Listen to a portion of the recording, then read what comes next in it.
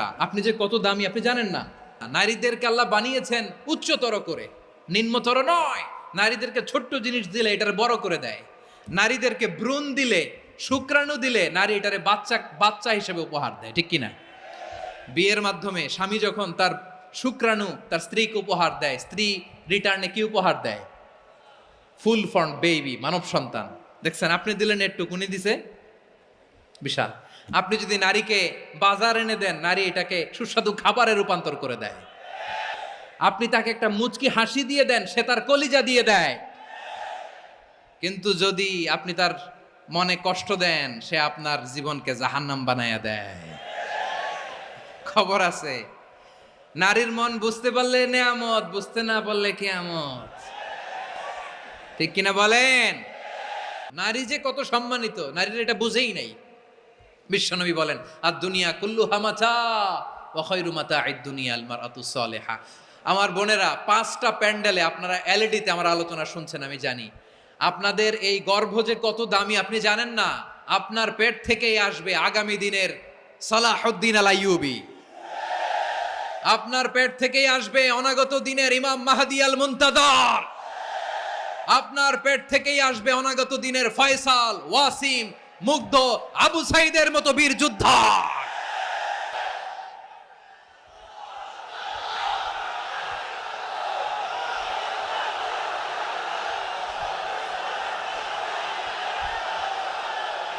আমার প্রিয় বোনেরা, আমার প্রিয় বোনেরা, বিশ্বনবীর কথার ওজন খেয়াল করেন। আর দুনিয়া কুল্লুহা মাতা ওয়া খায়রু মাতা'আদ দুনিয়াল মারআতুস সালিহা।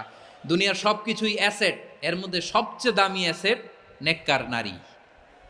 আপনার গর্ভ যে কত দামি আপনি জানেন না। নিজের সময়টাকে কাজে লাগান, কোরআন পড়েন, সুন্নাহ পড়েন। আপনার অনেক দায়িত্ব ঘরে। You are the MD of your family. একটা family it's a very big institution. পরিবার একটা অনেক বড় প্রতিষ্ঠান। And you are the MD of your institution. আপনি এই পরিবারের MD, managing director of your family. এখানে আপনার কত দায়িত্ব। আপনি ছেলেমেয়েদেরকে তারবিয়া করবেন।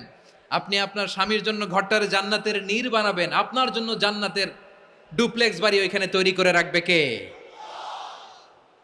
আপনি যে কত দামি আপনি জানেন না। নারীদেরকে আল্লাহ বানিয়েছেন উচ্চতর করে, নিম্নতর নয়। আমার প্রিয় বোনেরা, আপনি যে কত দামি আপনি জানেন না। জানেন না আপনি কত দামি, অনেক দামি আপনি। আপনাদেরকে যেন ভোগের সস্তা পণ্য বানাতে না পারে, আপনাদেরকে সচেতন থাকতে হবে, সজাগ থাকতে হবে, কনসার্ন থাকতে হবে। শয়তানের ওই হাতছানির দিকে আর নজর দেওয়া যাবে না। তাহলে কেন আল্লাহ তাআলা এই ফাহশা, অশ্লীলতাকে হারাম করলেন? 1 নাম্বার, এতে হিউম্যান ডিগনিটি কমে। 2 নাম্বার, এতে মানুষের অধিকার নষ্ট হয়। আপনি বিয়ে করেছেন, এরে পরকিয়া করেন, ওর সাথে এরকম আছে না নাই? স্ত্রীর অধিকার নষ্ট করেছেন। আপনি বিবাহ সম্পর্কে আবদ্ধ হয়েছেন তার সাথে, আপনি পরকিয়া করেন ওই ছেলের সাথে, আপনি আপনার হাজবেন্ডের সাথে বিট্রে করেছেন। এজন্য আল্লাহ অশ্লীলতাকে হারাম করেছেন। অশ্লীলতাকে হারাম করার আরেকটা কারণ হচ্ছে আল্লাহ তাআলা এই হিউম্যান জেনারেশনকে এটাকে প্রিজার্ভ করতে চায়। হিফজুন নাসল, এটা মাকাসিদুশ শরিয়ার অনেক গুরুত্বপূর্ণ একটা মাকাসিদ, অনেক গুরুত্বপূর্ণ। আপনার নাসাল, আপনার জেনারেশনকে সংরক্ষণ করা। এই যে আসতেছে ফেব্রুয়ারি, কত ফেব্রুয়ারি জানো? এটা কি বিশ্ব ভালোবাসা দিবস? হ্যাঁ, কি দিবস? এই বিশ্ব ভালোবাসা দিবসের সাথে মুসলমানদের কোনো সম্পর্ক নাই। আমার প্রিয় ভাইরা, এই যে আপনি অবৈধ সম্পর্কে জড়ালেন, কেন আল্লাহ অশ্লীলতাকে হারাম করেছে দেখেন। বলতেছিলাম যে এটা আপনার নাসাল, আপনার জেনারেশন, আপনার লিনিয়েজ, আপনার বংশকে প্রিজার্ভ করা। কে কার বাবা, কে কার মা, বাবা মা জানা, প্রজন্মকে প্রিজার্ভ করা, এটা ইসলাম ওয়াজিব করে দিয়েছে।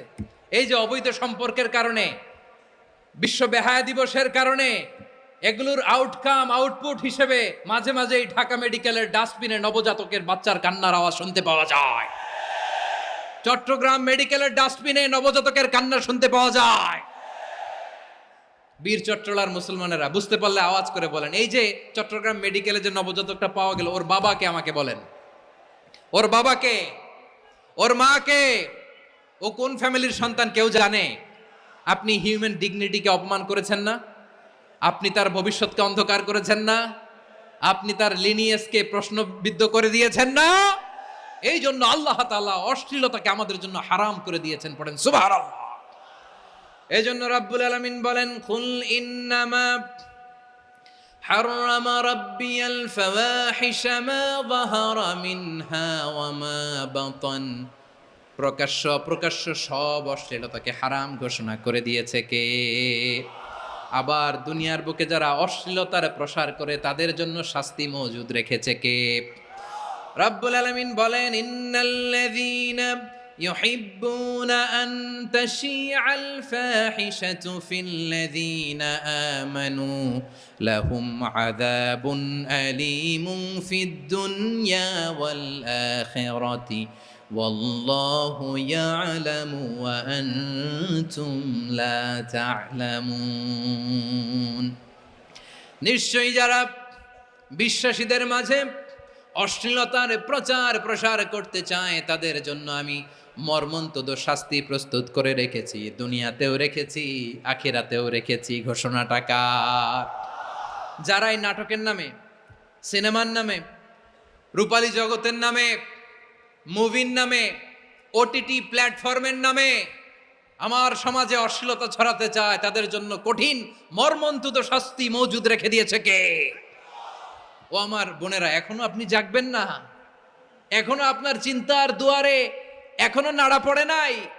ওরা আপনাকে উলঙ্গ বানাতে চায়, ওরা আপনাকে আইটেম গার্ল বানাতে চায়। এজন্য ইসলাম অশ্লীলতাকে হারাম করেছে। হারাম। ইসলাম বলেছে যোজন যোজন দূরে থাকো, ওরা বলে না কাছে আসো, কাছে আসার গল্প, ক্লোজ আপ ওয়ান, কাছে আসার গল্প আছে না নাই? চট্টগ্রামে তো এগুলো নাই মাশাআল্লাহ। হ্যাঁ, এখানেও আছে ক্লোজ আপ ওয়ান, কাছে আসার গল্প। আল্লাহ বলেন ওয়ালা তাকরাবুজ জিনা, কাছেও এসো না, জিনা থেকে যোজন যোজন কিলো দূরে থাকো, ওরা বলে কাছে আসার গল্প। আমার বীর চট্টলার ভাইয়েরা, কাছে আসতে হলে আমরা কোরআনের কাছে আসব, কাছে আসতে হলে নবীর কাছে আসব, কাছে আসার গল্প হবে আমার রবের কাছে আসার গল্প। চিল্লায় বলো ঠিক কিনা?